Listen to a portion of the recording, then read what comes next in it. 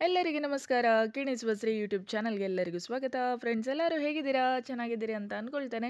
Friends ಇವತ್ತಿನ video ಬಂದ್ಬಿಟ್ಟು super ಆದ ಒಂದು ಸಿಂಪಲ್ ಬ್ರೇಕ್‌ಫಾಸ್ಟ್. ಅದು ಕೂಡ ತುಂಬ ರುಚಿಕರವಾದದ್ದು. ಅದೇನಂತ ಹೇಳಿದ್ರೆ ಮಸಾಲಾ ಚಿತ್ರಾನ್ನ. ನಮ್ಮ ಈ ಉಡುಪಿ ಕಡೆ ಎಲ್ಲ ಗೌಡ ಸಾರಸದ ಬ್ರಾಹ್ಮಣರ ಶೈಲಿಯ ಮಸಾಲಾ ಚಿತ್ರಾನ್ನ.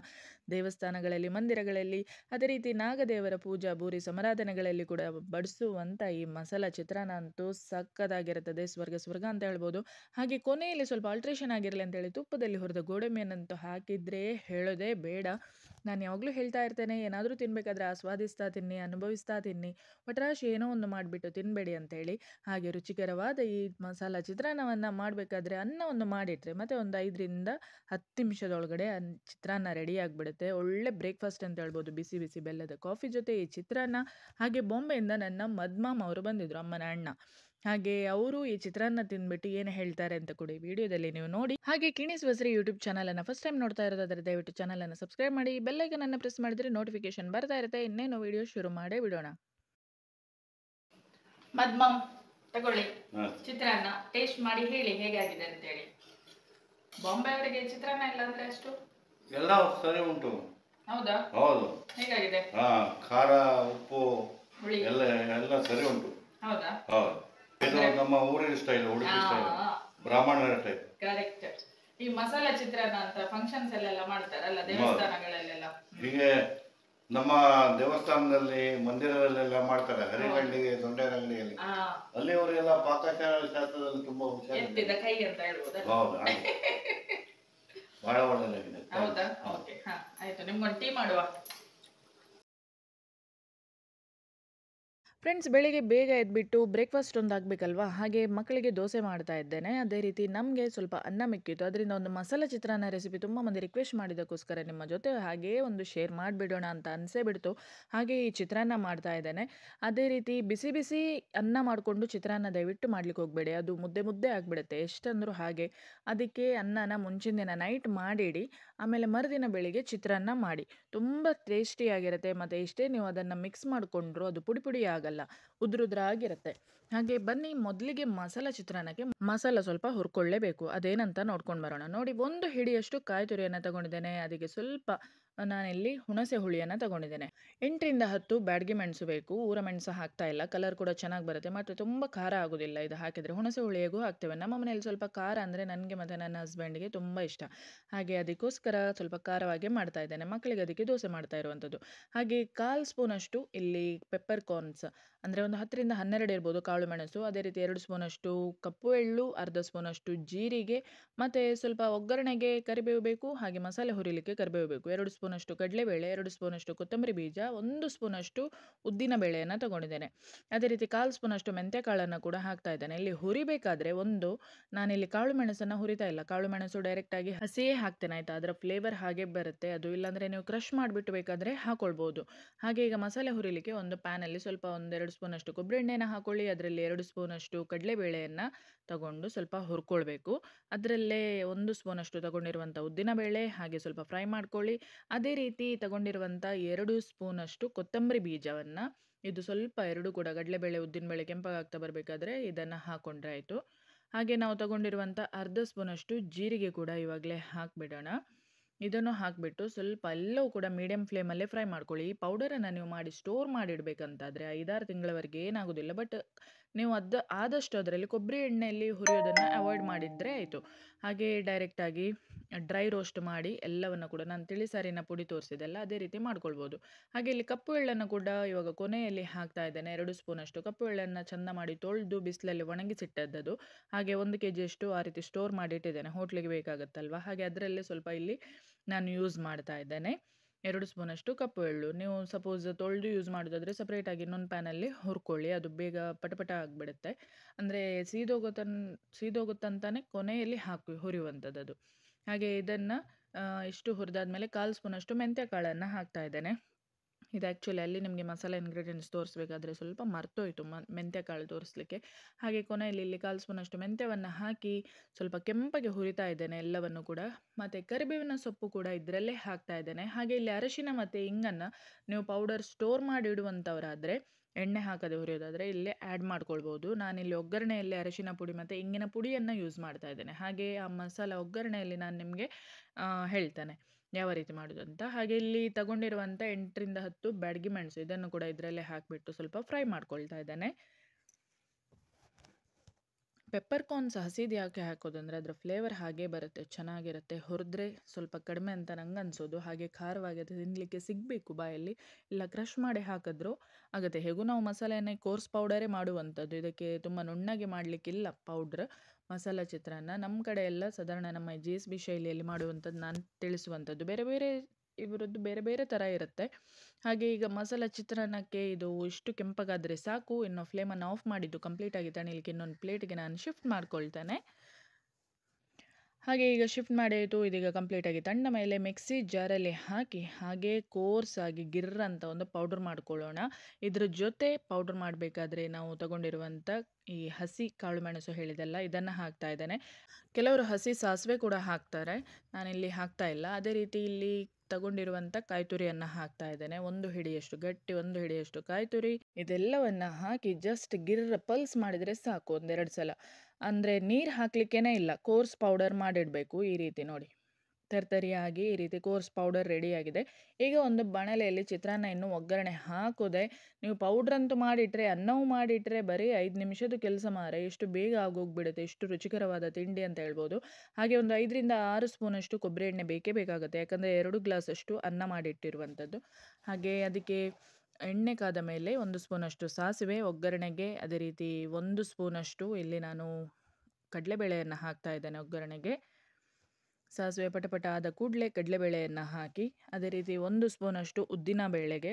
ನಾರ್ಮಲಿ ಚಿತ್ರಾನ್ನ ಅಂದರೆ ಸಾಸಿವೆ, ಕಡಲೆಬೇಳೆ, ಉದ್ದಿನಬೇಳೆ ಇದೆಲ್ಲ ಬೇಕೇ ಬೇಕು. ಹಾಗೆ ಜೀರಿಗೆ ಕೂಡ ಹಾಕಿದರೆ ಟೇಸ್ಟ್ ಅಂತೂ ಡಬಲ್ ಆಗಿಬಿಡುತ್ತೆ ಅಂತ ನನ್ನದೊಂದು ಅನಿಸಿಕೆ. ಹಾಗೆ ಸೂಪರ್ ಆಗುತ್ತೆ ನೋಡಿ. 1 ಸ್ಪೂನಷ್ಟು ಜೀರಿಗೆ ಕೂಡ ಒಗ್ಗರಣೆಯಲ್ಲಿ ಹಾಕಿದ್ದೇನೆ, ಒಳ್ಳೆ ಪರಿಮಳ ಬರ್ತಾ ಇದೆ ಒಗ್ಗರಣೆ. ಹಾಗೆ ಇದಕ್ಕೊಂದು 2 ಒಣಮೆಣಸಿನಕಾಯಿ ಕಟ್ ಮಾಡಿರುವಂಥದ್ದು, 2 ಹಸಿಮೆಣಸಿನಕಾಯಿ ಕಟ್ ಮಾಡಿರುವಂಥದ್ದು ಇದನ್ನು ಹಾಕ್ತಾ ಇದ್ದೇನೆ. ಹಾಗೆ ತುಂಬ ಮೆಣಸು ಇಲ್ಲಿ ಒಗ್ಗರಣೆಗೆ ಹಾಕ್ತಾ ಇಲ್ಲ, ಯಾಕಂದರೆ ಪೌಡ್ರಲ್ಲೇ ಸ್ವಲ್ಪ ಖಾರ ಇದೆ ಅಲ್ವಾ. ಹುಣಸೆ ಹುಳಿ ಹಾಕೋದ್ರಿಂದ ಕರೆಕ್ಟ್ ಆಗುತ್ತೆ, ಆದರೂ ಕೂಡ ಓಕೆ. ಇಲ್ಲಿಗ ಕರಿಬೇವಿನ ಸೊಪ್ಪನ್ನು ಹಾಕ್ತಾ ಇದ್ದೇನೆ. ಇದು ಹಾಗೆ ಒಗ್ಗರಣೆ ಮೈಲ್ಡ್ ಅಂದರೆ ಮೀಡಿಯಮ್ ಫ್ಲೇಮಲ್ಲೇ ಹುರ್ಕೊಳ್ಳಿ. ಹಾಗೆ ಇಂಗಿನ ಪುಡಿಯನ್ನು ನೋಡಿ ಈಗ ಹಾಕ್ತಾ ಇದ್ದೇನೆ. ನೀವು ಪೌಡ್ರ್ ಮಾಡಿ ಇಡೋದಾದರೆ ಅಲ್ಲೇ ಆ್ಯಡ್ ಮಾಡಿಕೊಂಡು ಹುರಿದ್ರೆ ಆಯಿತು. ಅರಶಿನ ಹಾಕ್ತಾ ಇದ್ದೇನೆ. ಹಾಗೆ ಇದನ್ನು ಕೂಡ ಸಣ್ಣ ಉರಿಯಲ್ಲಿ ಫ್ರೈ ಮಾಡ್ಕೊಳ್ಳಿ. ಇವಾಗ ಮಾಡಿರುವಂಥ ನಮ್ಮ ಕೋರ್ಸ್ ಮಸಾಲ ಪೌಡರ್ ಇದೆಯಲ್ವ ಚಿತ್ರಾನ್ನದು, ಇದನ್ನು ನೋಡಿ ಎಲ್ಲವನ್ನು ಹಾಕ್ತಾ ಇದ್ದೇನೆ, ಸ್ವಲ್ಪನೂ ಇಟ್ಟಿಲ್ಲ. ಹಾಗೆ 2 ಗ್ಲಾಸ್ ಅನ್ನಕ್ಕೆ ಮಾಡಿರುವಂಥ ಕರೆಕ್ಟಾದ ಸರಿಯಾದ ಅಳತೆಯಲ್ಲಿ ನಾನು ನಿಮಗೆ ತಿಳಿಸಿಕೊಟ್ಟದ್ದು. ನೀವು ಖಂಡಿತ ಈ ರೆಸಿಪಿಯನ್ನು ಟ್ರೈ ಮಾಡಿ, ಮಾತ್ರ ಭಯಂಕರ ಭಾರಿ ಒಳ್ಳೆಯದಾಗುತ್ತೆ. ಹಾಗೆ ಇದು ಕೂಡ ಚಂದ ಸಣ್ಣ ಉರಿಯಲ್ಲಿ ಇದನ್ನು ಫ್ರೈ ಮಾಡಬೇಕು, ಸಿಗಿದು ಹೋಗಬಾರ್ದು, ಟೇಸ್ಟ್ ವ್ಯತ್ಯಾಸ ಬರುತ್ತೆ ಆವಾಗ. ಹಾಗೆ ರುಚಿಗೆ ತಕ್ಕ ಉಪ್ಪಿನ ಪುಡಿ ಪೌಡ್ರ್ ಸಾಲ್ಟನ್ನು ಇಲ್ಲಿ ಯೂಸ್ ಮಾಡ್ತಾ ಇದ್ದೇನೆ. ಹಾಗೆ ಇದು ಕೂಡ ಇಲ್ಲಿ ಚೆನ್ನಾಗಿ ಮಿಕ್ಸ್ ಮಾಡ್ಕೊಳ್ಬೇಕು ಈ ಮಸಾಲೆ ಜೊತೆ, ಯಾಕಂದರೆ ಅನ್ನವನ್ನು ಬೆರೆಸುವ ಮೊದಲು ಇದೆಲ್ಲ ಆಗಿ ಬಿಡಬೇಕು. ಇಷ್ಟಾದರೆ ಇವಾಗ ರೆಡಿ ಆಯಿತು ನಮ್ಮ ಮಸಾಲೆ. ಇನ್ನು ಅನ್ನವನ್ನು ಬೆರೆಸಿ ಚಿತ್ರಾನ್ನ ಫಟಾಫಟ್ ರೆಡಿಯಾಗಿ ಬಿಡುತ್ತೆ ನೋಡಿ. ಇವಾಗ ಕಂಪ್ಲೀಟಾಗಿ ತಂದ ಅನ್ನವನ್ನು ಇಲ್ಲಿ ಬೆರೆಸ್ತಾ ಇದ್ದೇನೆ ನಾನು. ಹಾಗೆ ಇದಾದರೆ ಭಯಂಕರ ಮಾರೆ, ಎಂತ ಗೊತ್ತುಂಟ, ನಾವು ಎಷ್ಟೇ ಸೌಟಲ್ಲಿ ಇದು ಮಾಡಿದರೂ ಪುಡಿ ಆಗೋದಿಲ್ಲ, ಮತ್ತು ಎಷ್ಟೇ ಮಿಕ್ಸ್ ಮಾಡಿದರೂ ಮುದ್ದೆ ಆಗೋದಿಲ್ಲ, ಏನಿಲ್ಲ. ಈ ರೀತಿ ಎಲ್ಲ ಮಾಡಿ ಅನ್ನ ಮಾಡಿಟ್ರೆ, ಮುಂಚಿನ ದಿನ ರಾತ್ರಿಯೇ ಮಾಡಿಟ್ರೆ ಒಳ್ಳೆಯದು, ಬೆಳಿಗ್ಗೆ ಬೇಗ ಆಗಿಬಿಡುತ್ತೆ ಈ ರೀತಿ ಚಿತ್ರಾನ್ನ. ಒಂದು ಅಂಡ ರಗಾಳೆ ಇಜ್ಜಿ ಅಂತ ಹೇಳ್ಬೋದು, ಹಾಗೆ ಆಗುತ್ತೆ. ಇನ್ನೆಂತ ಅನ್ನ ಹಾಕಿ ಆಯ್ತಲ್ಲ, ಈಗ ಮಿಕ್ಸ್ ಮಾಡ್ತಾ ಹೋಗುವಂಥದ್ದು. ಹಾಗೆ ಪಟ ಪಟ ಅಂತ ಫಾಸ್ಟ್ ಮೋಷನಲ್ಲಿ ಒಂದು ಹಾಗೆ ಮಿಕ್ಸ್ ಮಾಡ್ಕೊಳ್ತಾ ಹೋಗ್ತೇನೆ. ನೀವೇ ನೋಡ್ತಾ ಇರಿ ಕಲರ್ ಯಾವ ರೀತಿ ರಪ್ ರಪ್ ರಪ್ ಅಂತ ಚೇಂಜ್ ಆಗಿಬಿಡುತ್ತೆ ಅಂತೇಳಿ. ಹಾಗೆ ಇಲ್ಲಿ ನೋಡಿ ಸೂಪರಾದ ಕಲರ್ ಬರುತ್ತೆ. ರೆಡಿ 1 2 3 ಅಂತ ಹೇಳಬೇಕಾದ್ರೆ ನೋಡಿ ಕಲರ್ ಚೇಂಜ್ ಆಗೇ ಬಿಡ್ತು. ಹಾಗೆ ಕೊನೆಯಲ್ಲಿ ಆಯಿಲ್ ಕಡಲೆ, ಆಲ್ರೆಡಿ ನಾನು ಬಟಾಟಾ ಪೋಹದಲ್ಲಿ ಹೇಳಿದೆ ನಿಮಗೆ, ಬಟಾಟಾ ಅವಲಕ್ಕಿಯಲ್ಲಿ ಆಯಿಲ್ ಕಡಲೆ ತಂದಿಟ್ಟರೆ ಸುಲಭ, ಇದನ್ನು ಫ್ರೈ ಮಾಡಲಿಕ್ಕಿಲ್ಲ ಏನಿಲ್ಲ. ಒಗ್ಗರಣೆಯಲ್ಲಿ ಕೊನೆಯಲ್ಲಿ ಹಾಕೋದ್ರಿಂದ ಕ್ರಿಸ್ಪಿನೆಸ್ ಕೂಡ ಹಾಗೆ ಉಳಿದು ಬಿಡುತ್ತೆ. ಇದನ್ನು ಹಾಕಿ ಕೊನೆಯಲ್ಲಿ 1 ಲಿಂಬೆಹಣ್ಣಿನ 2 ಭಾಗ ಮಾಡಿಕೊಂಡು 2 ಹೋಳನ್ನು ಲಿಂಬೆಹಣ್ಣನ್ನು ಹಿಂಡಿದ್ರೆ, ಹಾಗೆ ಫ್ರೆಶ್ ಆಗಿ ತುರಿದಿರುವಂಥ ಕಾಯಿ ತುರಿ ಇನ್ನೊಂದು ಸ್ವಲ್ಪ 1 ಹಿಡಿಯಷ್ಟು ಹಾಕ್ಕೊಂಡ್ರೆ, ಮತ್ತು ಸ್ವಲ್ಪ ಕೊತ್ತಂಬರಿ ಸೊಪ್ಪು ಕೂಡ ಬೇಕಾಯ್ತಾ ಮೇರೆ ಏತ ಪಣೊಂದು ಪೋಪೇರೆ ಒಂದೊಂಜೆ ಕೊನೆಯಲ್ಲಿ ಅಂತ ಎಣಿಸ್ತಾ ಇರ್ಬೋದು. ಹಾಗೇನಿಲ್ಲ ನೋಡಿ, ಸ್ವಲ್ಪ ಕೊತ್ತಂಬರಿ ಸೊಪ್ಪನ್ನು ಗಾರ್ನಿಷಿಂಗ್ ಆಗಿ ಹಾಗೆ ಹಾಕಿದರೆ ಎಲ್ಲವೂ ಕೂಡ ಹಾಕಿ ಆಯಿತು. ಇನ್ನೊಂದು ಅಲ್ಟ್ರೇಷನ್ ಇದೆ, ಅದೇನಂತ ನೀವೇ ಮುಂದೆ ನೋಡಿ. ಇಷ್ಟು ಮಾಡಿದರೆ ಪಕ್ಕಾ ಇದು ನಮ್ಮ ಬ್ರಾಹ್ಮಣರ ಶೈಲಿಯ ಒಂದು ಚಿತ್ರಾನ್ನ ಅಂತ ಹೇಳ್ಬೋದು, ಮಸಾಲ ಚಿತ್ರಾನ್ನ ಅಂತ ಹೇಳ್ಬೋದು ಆಯಿತಾ. ಸಖತ್ ಟೇಸ್ಟಿಯಾಗಿ, ಹುಳಿಯಾಗಿ, ಉಪ್ಪು ಎಲ್ಲವೂ ಕೂಡ ತುಂಬ ಚೆನ್ನಾಗಿರ್ತದೆ. ಇವಾಗ ಇದನ್ನು ಸರ್ವ್ ಮಾಡ್ಬೋದು. ನನಗೆ ಸ್ವಲ್ಪ ತೆಂಗಿನೆಣ್ಣೆಯಲ್ಲೇ ಚಿತ್ರಾನ್ನ ಎಲ್ಲ ಮಾಡಿಕೊಂಡು ಹಾಗೆ ತಿನ್ನೋದಂದರೆ ತುಂಬ ಇಷ್ಟ. ಹಾಗೆ ಅದನ್ನು ನನಗೆ ಸ್ವಲ್ಪ ಎತ್ತಿಡ್ತಾ ಇದ್ದೇನೆ. ತುಪ್ಪದಲ್ಲಿ ಗೋಡಂಬಿಯನ್ನು ಹುರಿದು ಇದಕ್ಕೆ ಒಂದು ಎಕ್ಸ್ಟ್ರಾ ಎಡಿಷನ್ ನಾನು ಮಾಡ್ತಾ ಇರೋದು ಯಾರಿಗಂದರೆ ನನ್ನ ಪತಿದೇವರಿಗೆ, ಹಾಗೆ ಮಕ್ಕಳು ಕೂಡ ಸ್ವಲ್ಪ ತಿಂದು ನೋಡಲಿ ಅಂತೇಳಿ. ಅಂದರೆ ಖಾರವಾಗಿದೆ, ಅವರು ತಿನ್ನೋದು ಡೌಟ್ ನನಗೆ.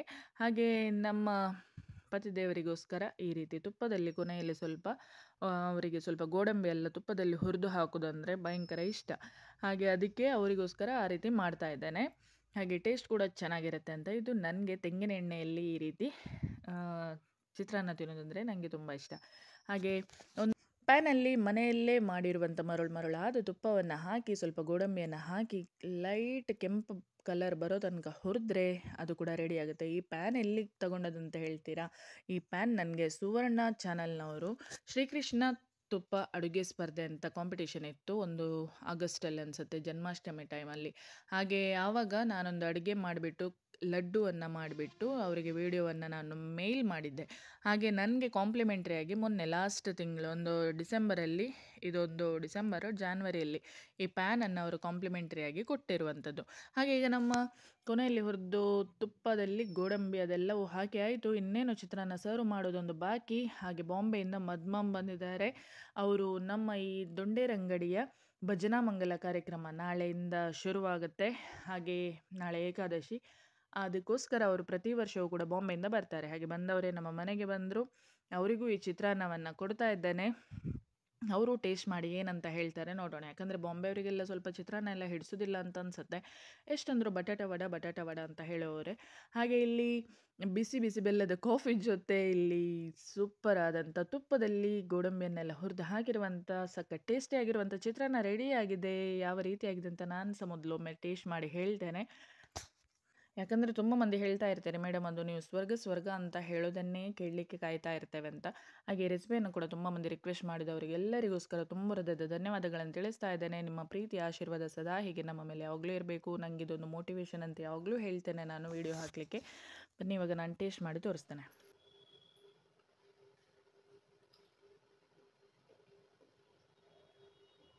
ಭಾಳ ಸೂಪರ್ ಆಗಿದೆ.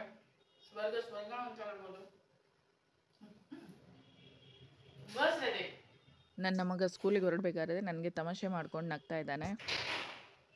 ಭಾರಿ ಸೂಪರ್ ಆಗಿದೆ. ಸ್ವರ್ಗ ಅಂತ ಹೇಳ್ಬೋದು. ನಿಜವಾಗ್ಲೂ ಎಕ್ಸಾಕ್ಟ್ ಆಗಿ ಇದೇ ರೀತಿ ಅಳತೆಯಲ್ಲಿ ನೀವು ಖಂಡಿತವಾಗಿ ರೆಸಿಪಿಯನ್ನು ಟ್ರೈ ಮಾಡಿ. ಸಕ್ಕದಾಗಿದೆ ಮಾತ್ರ, ಆಯ್ತಾ. ಸೇಮ್ ಈ ದೇವಸ್ಥಾನಗಳಲ್ಲಿ ಇಲ್ಲಾಂದ್ರೆ ಹೆಚ್ಚಾಗಿ ನಾಗದೇವರ ಒಂದು ಪೂಜೆ ಆ ಟೈಮಲ್ಲಿ ಒಂದು ಸಮಾರಾಧನೆ ಎಲ್ಲ ಇರ್ತದೆ ಕೆಲವೊಮ್ಮೆ.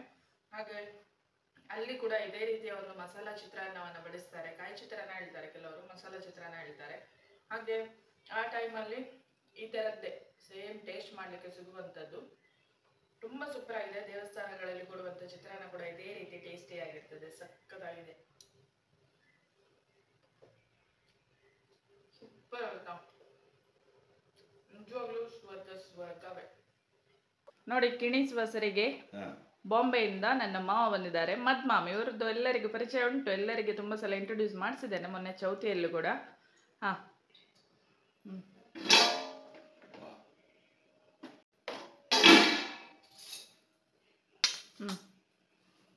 ಮದ್ಮಾಮ್ ತಗೊಳ್ಳಿ ಚಿತ್ರಾನ್ನ, ಟೇಸ್ಟ್ ಮಾಡಿ ಹೇಳಿ ಹೇಗಾಗಿದೆ ಅಂತೇಳಿ. ಬಾಂಬೆ ಅವರಿಗೆ ಚಿತ್ರಾನ್ನ ಇಲ್ಲ ಅಂದ್ರೆ ಅಷ್ಟು ಎಲ್ಲ ಸರಿ ಉಂಟು. ಹೌದಾ? ಹೌದು. ಹೇಗಾಗಿದೆ? ಖಾರ, ಉಪ್ಪು ಎಲ್ಲ ಎಲ್ಲ ಸರಿ ಉಂಟು. ಹೌದಾ? ಹೌದು. ಇಲ್ಲಿ ಬಾಂಬೆಯಲ್ಲಿ ಹೋಟ್ಲಲ್ಲಿ ಕೂಡ ಮಾಡ್ತಾ ಇದ್ದಾರೆ. ಅದಕ್ಕೆ ಲೆಮನ್ ಬಾತ್ ಅಂತ ಹೇಳ್ತಾರೆ. ಬೇರೆ ಬೇರೆ ಉಡುಪಿ ಸ್ಟೈಲ್ ಬೇರೆ, ಮೆಡ್ರಾಸ್ ಸ್ಟೈಲ್ ಬೇರೆ. ಉಡುಪಿ ಸ್ಟೈಲ್ ಅಲ್ಲಿ ಸ್ವಲ್ಪ ಇದು ನಮ್ಮ ಊರಿನ ಸ್ಟೈಲ್, ಉಡುಪಿ ಸ್ಟೈಲ್, ಬ್ರಾಹ್ಮಣರ ಟೈಪ್. ಕರೆಕ್ಟ್.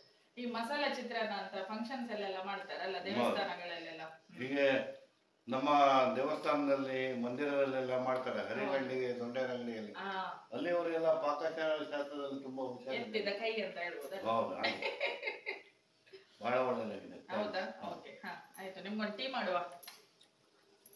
ಓಕೆ ಫ್ರೆಂಡ್ಸ್, ನಿಮಗೆ ಈ ವಿಡಿಯೋ ಖಂಡಿತ ಇಷ್ಟ ಆಗಿದೆ ಅಂತ ಅಂದ್ಕೊಳ್ತೇನೆ. ಹಾಗಾದರೆ ಒಂದು ಲೈಕ್ ಕೊಡಿ, ಮತ್ತು ಎಲ್ಲ ವೀಡಿಯೋಸ್ ಲಿಂಕ್ಗಳನ್ನು ತಪ್ಪದೆ ನಿಮ್ಮ ಫ್ರೆಂಡ್ಸ್ ರಿಲೇಟಿವ್ಸ್ ಜೊತೆ ಎಲ್ಲ ಶೇರ್ ಮಾಡಿ. ಇಲ್ಲಿಗೆ ವಿಡಿಯೋವನ್ನು ಮುಗಿಸ್ತಾ ಇದ್ದೇನೆ. ನೆಕ್ಸ್ಟ್ ಇನ್ನೊಂದು ಒಳ್ಳೆ ಎಪಿಸೋಡ್ ಜೊತೆ ಮತ್ತೆ ಸಿಗ್ತೇನೆ. ಎಲ್ರಿಗೂ ಧನ್ಯವಾದ. Thank you, take care.